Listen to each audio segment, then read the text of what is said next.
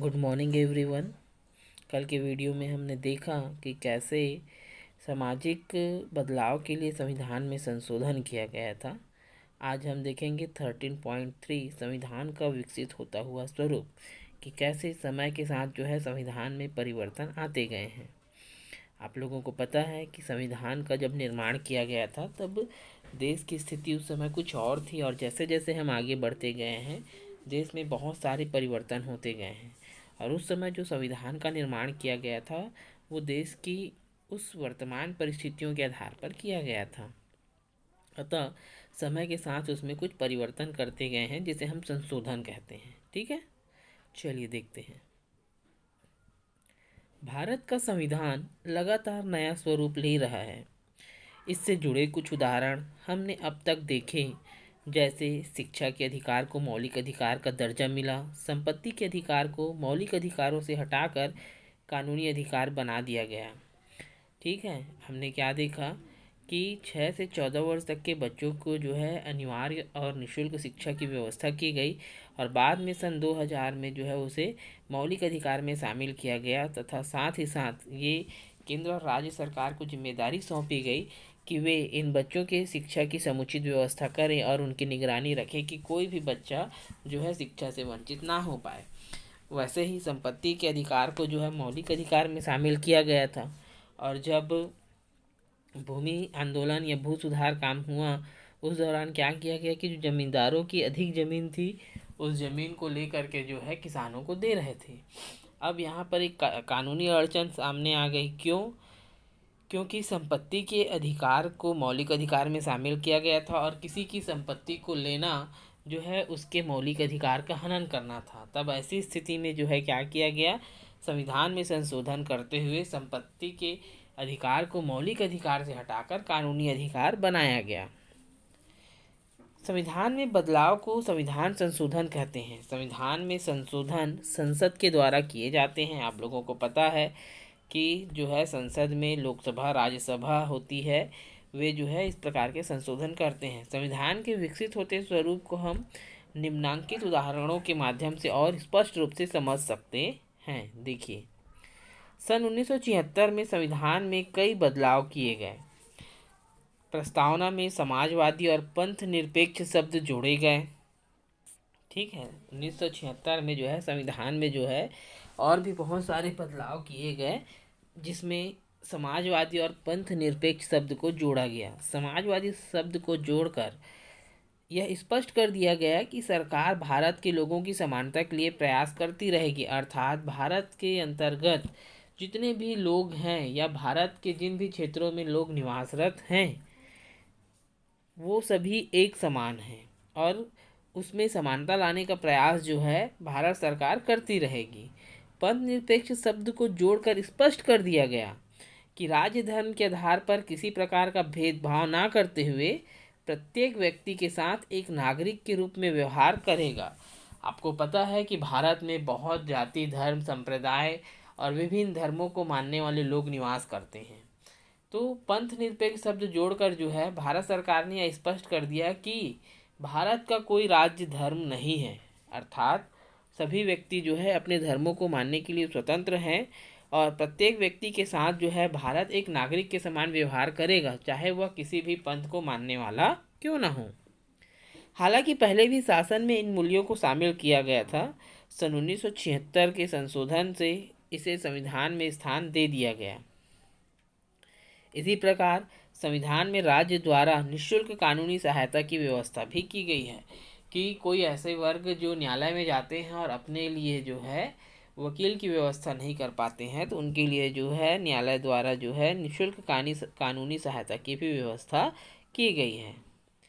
समाज के आर्थिक रूप से कमजोर वर्ग जो न्यायालय तक नहीं पहुंच पाते हैं वे आज इसी बदलाव के कारण न्याय के हकदार हो गए हैं, क्योंकि उन्हें निःशुल्क कानूनी सहायता उपलब्ध कराने की जिम्मेदारी अब सरकार ने ले ली है। इसी प्रकार मजदूरों को शोषण मुक्त करने और सामाजिक न्याय प्रदान करने के लिए कारखानों के प्रबंधन में मजदूरों की भागीदारी सुनिश्चित करने की दिशा में एक क्रांतिकारी कदम रखा है। ठीक है, सरकार ने क्या किया है कि निःशुल्क कानूनी व्यवस्थाएं की गई है। समाज में ऐसे तबके के लोग बहुत सारे हैं जो न्यायालय में किसी चीज़ों के लिए लेकर या किसी प्रकार की सहायता के लिए तो जाते हैं, परंतु क्योंकि न्यायालय में जो है अपने पक्षकार के रूप में वकील की आवश्यकता होती है और उनके पास इतना धन नहीं होता है कि वे अपने लिए वकील कर पाए। अतः जो है न्यायालय ने क्या किया है कि उनके लिए जो है निःशुल्क कानूनी सहायता उपलब्ध कराने की व्यवस्था की है, जिसके द्वारा जो है अब वे भी क्या हो सकेंगे, न्याय के हकदार हो पाएंगे। मजदूरों को शोषण मुक्त करने और सामाजिक न्याय प्रदान करने के लिए कारखानों के प्रबंधन में मजदूरों की भागीदारी सुनिश्चित करने की दिशा में एक क्रांतिकारी कदम रखा है। इसे हम ऐसे भी समझ सकते हैं कि जो मजदूर कारखानों में काम करते हैं तो उनकी जो भागीदारी है उसको सुनिश्चित करने के लिए तथा उनके काम के घंटे, वेतन आदि भी जो है सरकार ने सुनिश्चित किए हुए हैं। इसी प्रकार सन 1992 में संविधान में एक और बदलाव किया गया। अब तक संविधान में शक्तियों का वितरण केंद्र और राज्य के स्तरों पर ही था। ठीक है, क्या किया गया है, 1992 में जो है केंद्र और राज्यों के मध्य जो शक्तियां बटी हुई थी उसे अब तीसरे स्तर पर ले जाने का काम किया गया, अर्थात जो है ग्राम पंचायत स्तर तक। संविधान के 73वें और 74वें संविधान संशोधन के द्वारा शक्तियों के वितरण के तीसरे स्तर की व्यवस्था की गई है। ग्रामीण स्थानीय शासन के लिए पंचायती राज व्यवस्था और शहरी स्थानीय शासन के लिए शहरी निकायों की व्यवस्था की गई है। आज आप देखते हैं कि आपके पास ग्राम पंचायत, जिला, जनपद ये अपने स्तर पर कार्य करती है और राज्य जो है पूरे राज्यों के लिए और केंद्र जो है पूरे देश के लिए।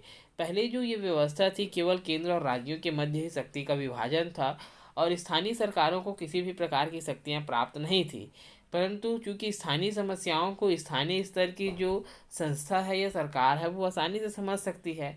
आज आप देखेंगे कि एक गांव में बिजली, पानी या रोड की समस्या है तो उसके लिए हम मुख्यमंत्री के पास नहीं जा सकते, उसको जो है उस ग्राम की पंचायत ही संभालती है। अतः ग्राम पंचायतों को जो है पूरे अधिकार होने चाहिए इस प्रकार के कार्य को करने के लिए। इसीलिए जो है सन 1992 में संविधान में एक बदलाव करके 73वें और 74वें संविधान के द्वारा ऐसी व्यवस्था की गई है कि जो शक्तियाँ केंद्र और राज्यों के मध्य थी उसे तीसरे स्तर पर, पंचायत स्तर पर जो है विकसित की गई। अब जो है हमारे यहाँ शक्तियों का विभाजन जो है 3 स्तरों पर है, केंद्र, राज्य और सबसे तीसरी और छोटी इकाई ग्राम पंचायत तक। और वे अपनी स्थानीय समस्याओं को और अपने स्थानीय प्रशासन को लागू करने के लिए पूर्ण स्वतंत्र हैं। इनके बारे में हम विस्तार से पिछली कक्षाओं में पढ़कर आए हैं। इस परिवर्तन के परिणाम स्वरूप अब प्रत्येक गांव और शहर में लोगों की भागीदारी शासन में बढ़ गई है।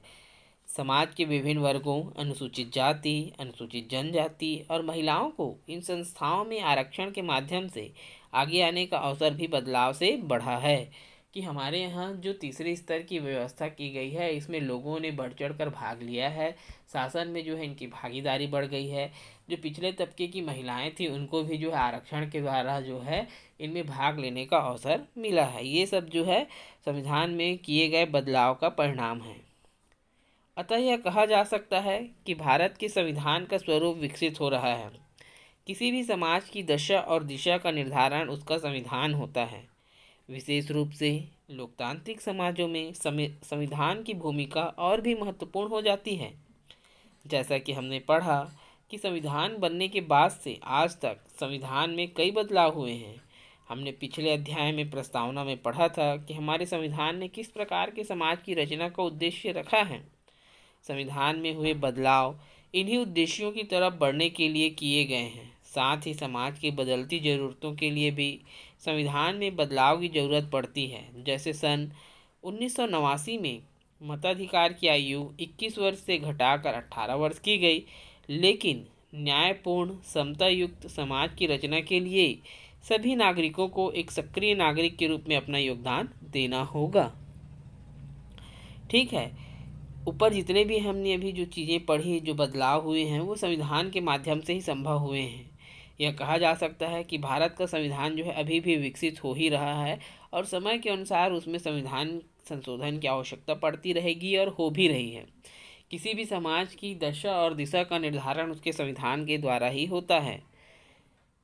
विशेष रूप से लोकतांत्रिक जो समाज है उसमें संविधान की महती भूमिका होती है। हमने संविधान के बारे में पढ़ा कि संविधान जो है बनने के बाद उसमें क्या क्या बदलाव हुए हैं। साथ ही उसकी प्रस्तावना में हमने पढ़ा कि कि संविधान जो है किस प्रकार के समाज की रचना का उद्देश्य रखता है, जिसमें क्या क्या होनी चाहिए, क्या नहीं होनी चाहिए, लोगों के कैसे अधिकार होने चाहिए, उन अधिकारों को किस रूप में पालन होना चाहिए, उन अधिकारों को रोकने के लिए क्या व्यवस्थाएं होनी चाहिए। यहाँ पर अधिकारों को रोकने का मतलब कि उन अधिकारों के जो हनन हो रहे हैं उसको रोकने के लिए, ताकि लोगों को उनके अधिकार में किसी भी प्रकार की कमी ना हो। ठीक है, किसी भी प्रकार का डाउट होगा तो आप ज़रूर पूछेंगे। Thank you.